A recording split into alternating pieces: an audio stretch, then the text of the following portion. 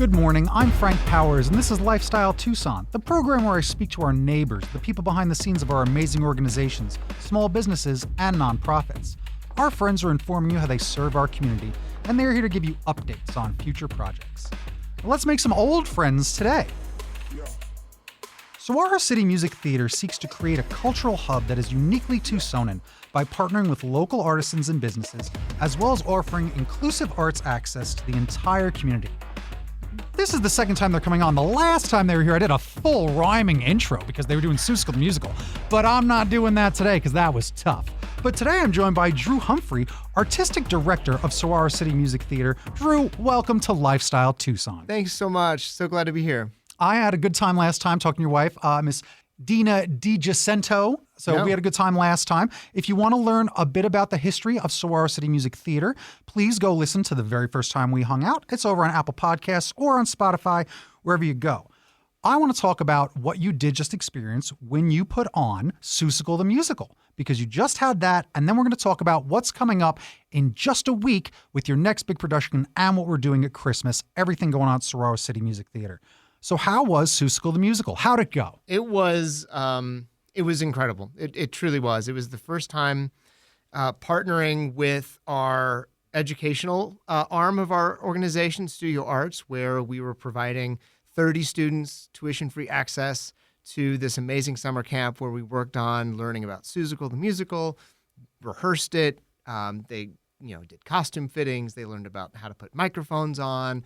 They learned choreography, they learned all the music, and they worked with hired professional artists in the community that not only served as camp counselors, so to speak, teaching artists is what we called them, but they got to perform alongside them. A number of students from the University of Arizona and other artists from around the community. That's awesome. I didn't realize. Oh, that's right. There were you even got to have older students in there being involved, because I asked how many adults were involved when I was talking last time. And yeah, there's a few adults involved. It's mostly kids, but artists from the community getting involved and the kids getting to work with them is so important. Yeah, this is like our passion was to merge our professional side with our educational side. Yeah. And this is the program that we've first ventured in doing that. And so it was really exciting to see how this inclusive environment for the kids was also such a valuable experience for the artists that we hired. Navigating, each child has much different needs, and creating an environment where they all felt useful, they all felt that they were engaged, and where that sort of, where those roads crossed with the teaching artists and those professional performers. They still had a job to do. They still had a show to put up that was going to be entertaining and engaging, and would entertain an audience member whether or not they knew anyone in the show, right? That was one of our other parts of the contract was with the community, is that if you went and saw Tucson, you were going to be entertained. It wasn't like you were just seeing your best friend's child's dance recital, which we've all been to and we're there to support, but it isn't always how we'd want to spend a Saturday afternoon. So we really wanted to make sure that Tucson the musical was also worth the entertainment dollar. And so hiring professional actors to work with the kids that were in the camp was not only a way to, ensure that this show was of top quality, but that the kids were exposed to performers that were making a career out of it, that they could see that that is something they could aspire to do. I think that that's the most important thing that a kid can learn. I remember what inspired me when I was a kid to be a cartoonist. So I'm a cartoonist. But I remember I watched a CBS special about Garfield, and there's Jim Davis talking to all these other creators. And I don't know, it's just him talking to some old people. But then there's a montage of them, and they're drawing Kathy, they draw Hi and Lois, and then someone draws Superman. And I realize, oh, adults do this. Adults draw this for a job. And that's when I knew what I wanted to be when I grew up in second grade. And that's why exposing kids to this stuff, especially entertainment and performing and getting that out to see if they maybe have even a gift or a calling toward it, something they feel. You're not going to get that through watch a TV, reading a book. You have to go do it. You have to go experience it and just dive in. Well, that was, I feel like, the opportunity that was provided me when I was a kid growing up here in Tucson is there was a musical theater company called SALOC, Southern Arizona Light Opera Company. It was a long time ago, maybe 20 plus, close to 30 years ago. And I was in middle school, working into high school, and what they would do is they were producing these large-scale musicals where they would bring in talent from LA, New York, and Chicago, and directors from out of town, and they would hire a portion of the company locally. And as a kid, I didn't know that there was a way to have a career in musical theater. I didn't even know what that meant, right? I just knew I liked theater. I knew I liked telling stories. And being in that environment and seeing those adults that flew in from out of town, and this was their job. This was how they paid their bills, was singing and dancing. It was like, I want to do that. Yeah. I like it enough to do it, in middle school. Yeah. I think I want to do this for a career. And it set me down this whole other trajectory of like, how do I get from where I'm at now to where they are? And I had to see it to know that it existed. And to even just give a little bit of that in our programming was very much the goal. Mm-hmm. We've got our professional side of our organization, which is, where we're producing Little Shop of Horrors coming up. But, that has a very specific goal of providing top tier musical theater entertainment to the people of Tucson. But to I like merge that you keep saying that, actually. Let me jump on that, because I tell this to people. I'm surrounded by tons of creative people, and sometimes they take it a little too personally when they don't get that support from a friend or a family member. And I always remind them, like, your friends are not your fans. It's up to you to actually get strangers to care about your creative thing, because that's what it is to be successful. You'll get more support in a way for your creative endeavors from acquaintances, from people that know of you and people that kind of know you. And then they're the ones that do want to go see you in a play. Right. Whereas your brother is like, what, are you going to play? He doesn't like plays. He's not interested in plays. It's not his job to go see a play. My brother doesn't read comics. I make comics. He's never read my comics. Doesn't matter, right? It's not his job to read comics.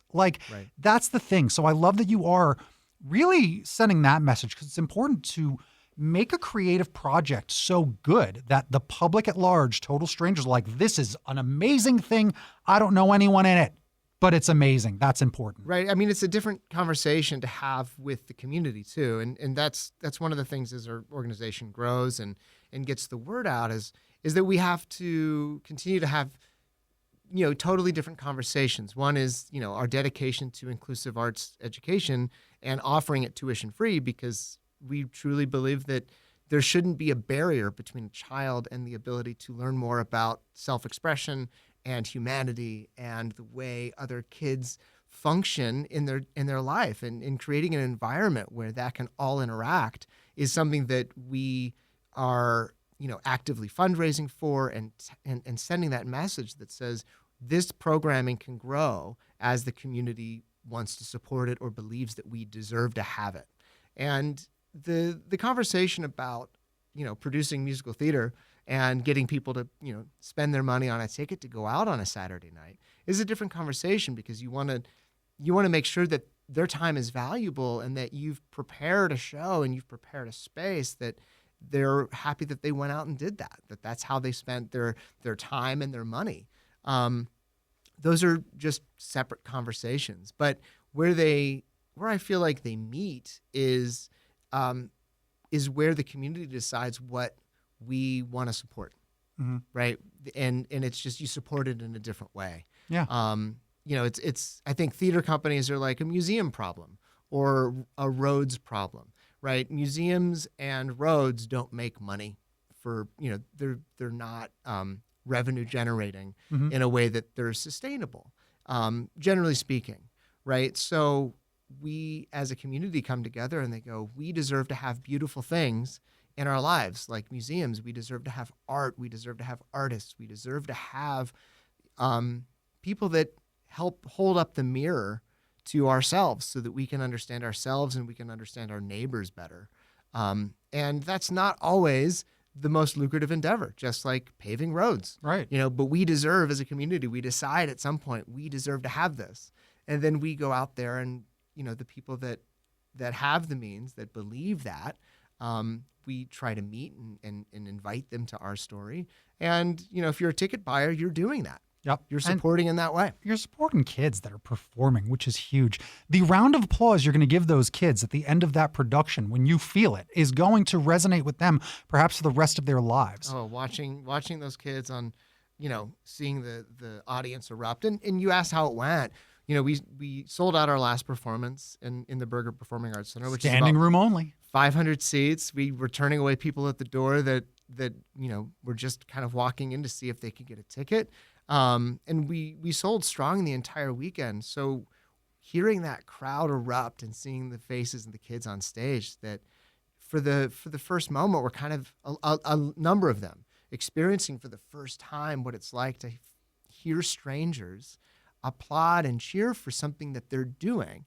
It's that that reward that is not McDonald's. It's that reward that is not a toy. Mm-hmm. It's that reward that is not, you know, ice cream after something. It's just hearing support. Yeah, and feeling it. And Because feeling it. Yeah, you can't when help you're but on a feel it. stage, you can't help but feel that energy. I remember the first time I felt that energy when a crowd applauded, and it was I was dressed as a pirate. I was Captain Oblivious of the SS Ridiculous, singing a fun song for the Return of the Mermaids, and it was. And I gave out 100 sheets so the kids could sing along, and I made a parody song of Under the Sea called "It's a Wet Heat," right? my All gosh. about Tucson. It was so silly. And when I got done, because everyone knows the rhythm of Under the Sea, everyone knows, and we know how that song ends like da da da da da da da da da, and it ends with the big note da da da da da da da da da. Everyone screamed at the same time. Oh, it practically knocked me down. It was only 100 or something kids and people. I practically fell over because I felt the wave of energy, Oh my gosh. and it was incredible. You can see it. It almost becomes like a secret that the kids discover, Mm-hmm. right? Like, and I remember that's what it felt like to me. Is like, I felt that support. I felt that rush of energy, that feeling of confidence that like I could probably do anything. Yup. And it was just from an audience reaction. Yeah. And until you experience that, you don't really know it exists, and that's like a secret that is unlocked. And you Yeah. go, that feels pretty good. And don't I forget, think I want to do that again. yeah, and don't forget, there's a whole group of people that do know exist, and it's the athletic kids get Sure. to get in Yeah, front absolutely. of all the crowds, and they are adored. Mm-hmm. But if you're an indoor kid, one of the ways to come out of your shell is through some of this performing. It's through escaping into a character. It's through using your art skills to be the guy that does the sets. Mm-hmm. That's how I first got involved in performing arts back in like 8th grade, is I did the sets. And then because I was scared. I had stage fright. And I end up, I'll do a small role, and I played Uncle Henry in The Wizard of Oz. And then I was like, this is actually pretty fun. I'll be an extra as well. And I did the sets, and then we're off to some of the races of like, I like being outgoing. Mm-hmm. And I realized how much I liked being outgoing. And I've just been flexing that muscle for years and years and years. Yeah. You know, this said, I think I asked you one question and we've been off to the races for half the show.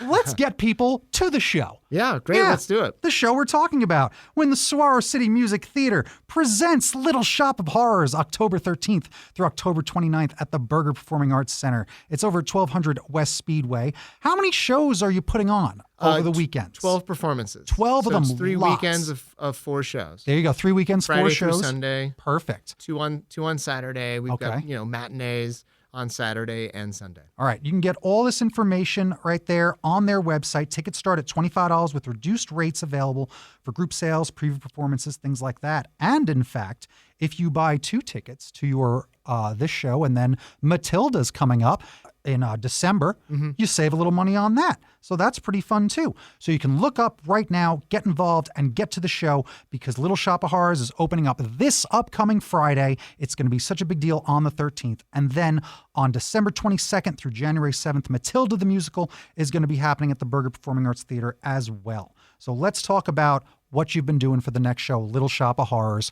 How are you making this plant appear? Well, it's the plant. It's a series of 4 plants. Yeah. Right? So it's 4 puppets that increase exponentially in size as the play goes forward. Yes, puppets sold.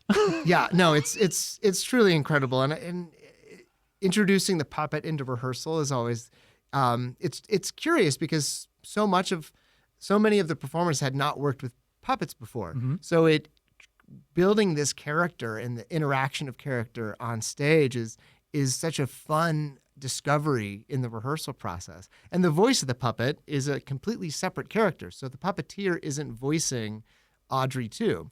Really? So the voice of the puppet is in a sound booth off stage. Okay. That's watching the show on a monitor. So good. And working with the puppeteer. The puppeteer is working with the voice, 30 feet away from each other. Incredible. Yeah, so it's really fascinating. But what's been really interesting is the voice is just as important as the motions of the puppet. But what I find as a director and the actors that are working with the Audrey too, the puppet, is that the poor actor that is voicing Wesley Geary is the actor's name, and he's terrific.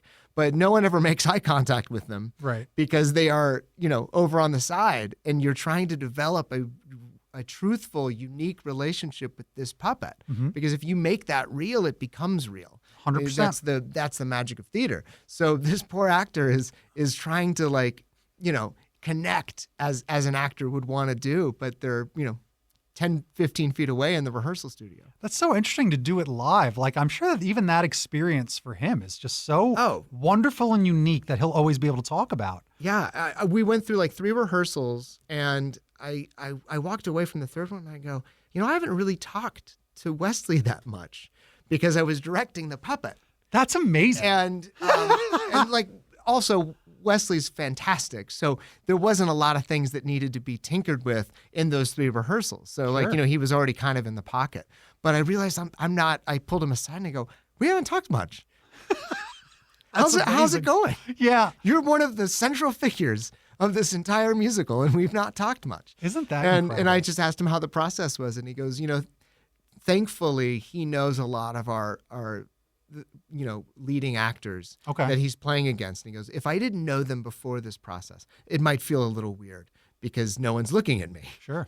But luckily he's already got outstanding relationships with Danny Fapp, the gentleman playing Seymour, and Kendall Hicks, who's playing Audrey. That's amazing. It's something I like. So I love puppets, and I'm a little bit of a puppeteer, and I have puppets in my act for kids and stuff that I do.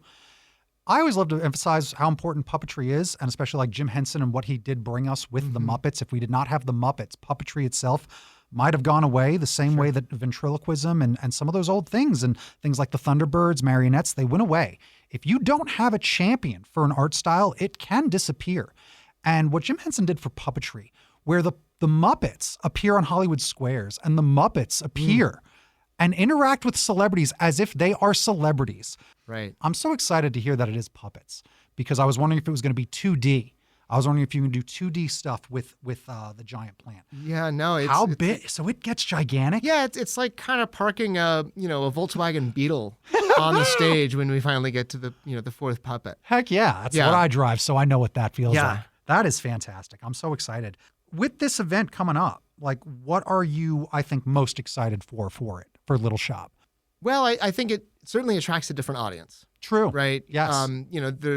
Everyone has kind of a different, history with Little Shop of Horrors. I remember when I saw the Rick Moranis version of it when I was a kid, and it was kind of exposed me to this idea that there is musical theater, singing to further the plot line and all of that. And, so I think that people interact with Little Shop, throughout their childhood in a different way. Yeah.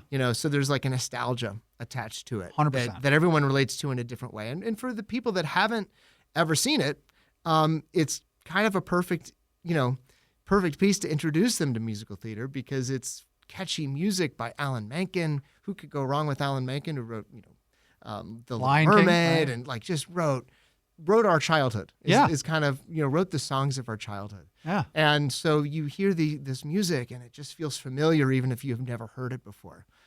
So that's exciting.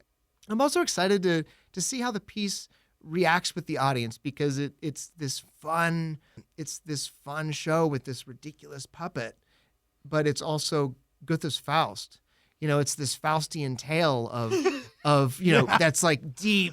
Yeah. Deep history of like literature that is like embedded into it, it is all based on. And that's what I always find fascinating about this show too, is that it can feel not superfluous, but light and thin until you start getting through it and you go, I can relate to that.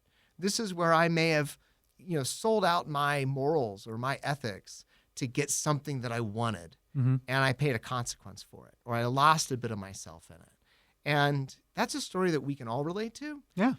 And it's lovely that it's packaged in this way that it still makes it accessible, and it's not like going to the theater to take your medicine or feel bad about yourself. Yeah. You know, you can enjoy it through the eyes of Seymour and Audrey and this plant that is enticing people to make the wrong choices. We didn't even have the term gaslighting back then, what Audrey 2's doing to him. That's so much.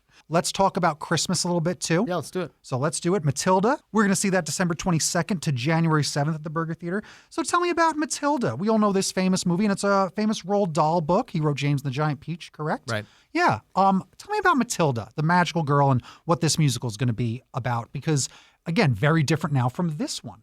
Yeah, absolutely. It's, you know, when looking for, you know, as on the artistic director side, that I also sit. I'm directing Little Shop, but when I'm thinking as an artistic director, what can our company present or program that is going to, you know, kind of balance different points of views? We're looking at this, you know, this holiday slot that we enjoyed last year with It's a Wonderful Life, a live radio play that, you know, collecting our audience back during the holidays and finding the right piece that isn't necessarily Christmas centric. 100%. You know, and Matilda kind of has this family feel and this triumphant feel of, you know, of a strong little girl who uses her imagination to escape the things that trouble her. Yeah. You know, and there's something about that feels wholesome and something that also feels nostalgic that we can collect people together for over the holidays. Are you excited to come up with ways to display the magic? Oh, absolutely. And you know, we had our first meetings with our director, who's a wonderful artist out of Chicago named Mandy Modick, who's going to be coming in and directing and choreographing Matilda, and had a meeting yesterday with her and the set designer, which is a set designer we've hired out of New York to create what we're going to see on stage. All the sets are built here by local artisans and scenic painters and all of that. I watched a lot of the behind the scenes video of you making Seussicles props, and it was so incredible. I love the buildings for this upcoming one for Little Shop. They look great because I love comics, and I love the way they're illustrated. They look amazing because I got some of those preview pictures you showed me. Yeah, I mean, it's all in the mind of our set designer Kyle Dixon, and then it's translated through our technical director and then onto local artists that translate that to its reality, which is so exciting to see that go from a sketch on page to, you know, a 14-foot tall painted building that arrives on the stage. So we're very excited to get that conversation started between the director and the scenic artist. No, it's huge. So again, we talked last time. I talked about some of your camps last time on a previous episode. So if you want to get more information about some of those things, you can go listen to those episodes because we're running out of time here because we had such a good time chatting. But real quick, you talked about how it's tuition free. Tell me about Showtime and how you get these tuition free programs going for these kids and how kids can get involved. Absolutely. So the tuition free is the thing that we're most proud of. When we endeavored to offer children's programming or inclusive arts education through studio arts, it was the utmost importance that we were finding a way to fund it so that it was tuition free.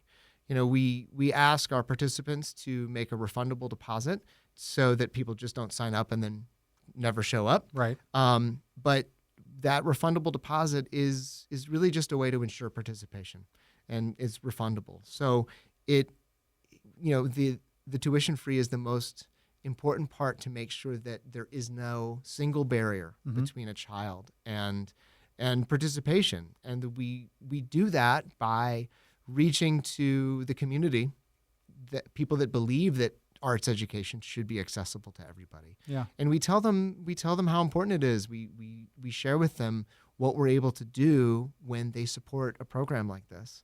And then we open it up to the community, and we've really discovered that so many of the kids that are able to join the program otherwise wouldn't be able to afford to go to another program. Right. You know, our arts education is expensive, and our programs are well funded. You know, mostly, you know, we're always looking for more funding because we want to expand our programming and we want to offer it to more kids. But it's amazing that so many of the kids that we're able to reach probably wouldn't be in an arts program otherwise. Yeah, you gotta get a lot of these kids. They need to step up, and offering them opportunities like this is the best thing you can offer, because it's the thing that we will always need wherever we are, no matter what age we are, opportunity. One of the things that we try to talk to people about, the people that believe in this foundations, when we talk, when we're writing grants, when we're looking for the funding, the financial support to do this, it's an investment in ourselves. It's an investment in our own children, because if you change a child's life and their trajectory of what they believe they can do, it can change how they contribute back to society for a lifetime. Yeah. I've got, 20 plus years of professional musical theater experience, and I love it. It was a career for me. And as much as I would love every child that goes through our system to aspire to do professional musical theater, really what I'm more excited about is how can I be a source of good, that their lives change for the better, that they interact with maybe a child that has a challenge or a disability, and they're now, they're able to interact with that child without being fazed by the equipment that they might use to navigate their life, that it becomes, an experience that they are able to, have more humanity to things that they have not seen before. Couldn't we all? Exposing anyone to that is what it takes. You just got to make people more comfortable by being around other people in different situations and learning about each other. Right. And that's the best thing about kids, is that they make friends pretty easily, a lot Right. easier than these adults. So getting them all together in a room is life-changing, because you never know if they're making a friend forever, That's right. especially when they experience something as impactful as putting on a big show like that. Well, you're putting them in a situation where they all are sharing the same goal. Yes. Which is, we have the same story to tell, and I'm going to contribute this because I can, and you're going to contribute that because you can.